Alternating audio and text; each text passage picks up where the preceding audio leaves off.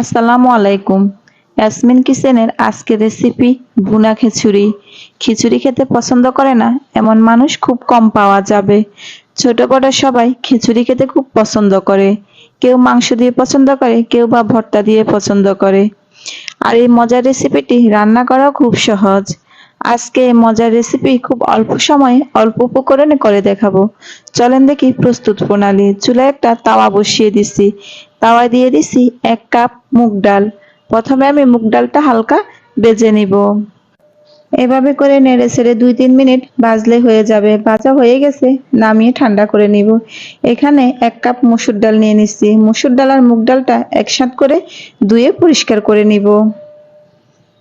ডালটা আমি পানি দিয়ে বারবার ধুয়ে পরিষ্কার করে নিচ্ছি। এখানে নিয়ে দিছি 2 কাপ সুগন্ধি পোলাও চাল। চালটাও আমি ধুয়ে পরিষ্কার করে নিচ্ছি। চুলায় এখন ফ্রাই প্যান বসিয়ে দিচ্ছি। ফ্রাই প্যানে দিয়ে দিব 1/3 কাপ সয়াবিন তেল।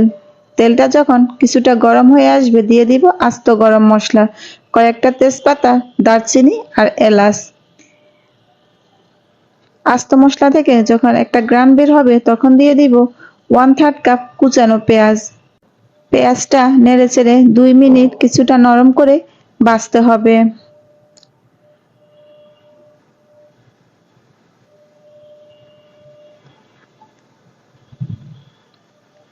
পেঁয়াজ 2 মিনিট ভাজা হয়ে গেলে দিয়ে দিব মশলা। এখানে প্রথমে দিয়ে দিব 1 টেবিল চামচ জিরার গুঁড়া, 1 টেবিল চামচ ধনিয়ার গুঁড়া, 1.5 চা চামচ হলুদের গুঁড়া, 1 টেবিল চামচ আদা বাটা, 1 টেবিল চামচ রসুন বাটা।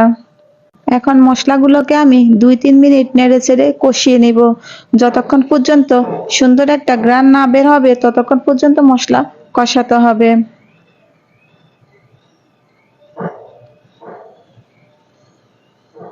মশলাটা কষানো হয়ে গেলে প্রথমে ধুয়ে রাখা ডাল দিয়ে দিব।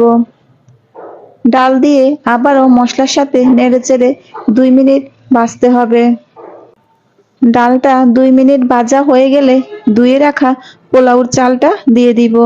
চাল দিয়ে আবারও নেড়েচেড়ে 5 থেকে 6 মিনিট লো আঁচে চালটা ভাজতে হবে। যতক্ষণ পর্যন্ত ঝরঝরা আর সুন্দর একটা ঘ্রাণ না বের হয় ততক্ষণ পর্যন্ত ডাল আর চাল এভাবে লো আঁচে ভাজতে হবে।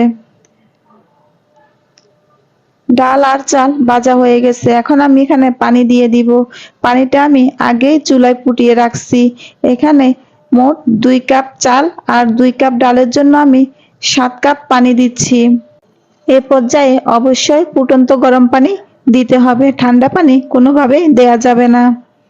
চালটা যদি আপনাদের পুরাতন হয় তাহলে 7 কাপের জায়গায় 8 কাপ পানি লাগতে পারে। আর এখানে দিয়ে দিব 5-6টি কাঁচামরিচ, দিয়ে দিব স্বাদ মতো লবণ। আমি 1 টেবিল চামচ লবণ দিচ্ছি, আপনারা আপনাদের স্বাদ মতো দিয়ে দিবেন। এখন আমি সবগুলো উপকরণ আরো একবার নেড়ে চেড়ে দিব আর চুলার আঁচটা মাঝারিতে রেখে ঢাকনা দিয়ে ঢেকে দিব 10 মিনিটের জন্য।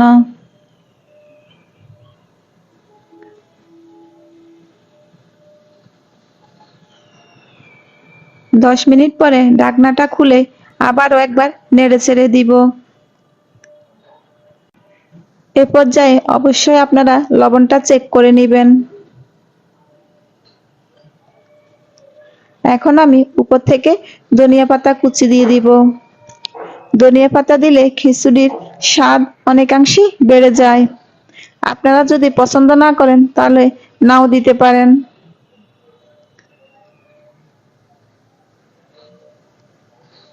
ধনিয়া পাতা কুচি দিয়ে আবারও নেড়ে চেড়ে দিব।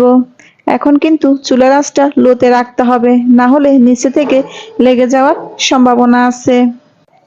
আপনারা দেখে বুঝতে পারবেন খিচুড়িটা কতটা লোভনীয় হয়েছে আর কতটা ঝরঝরেও।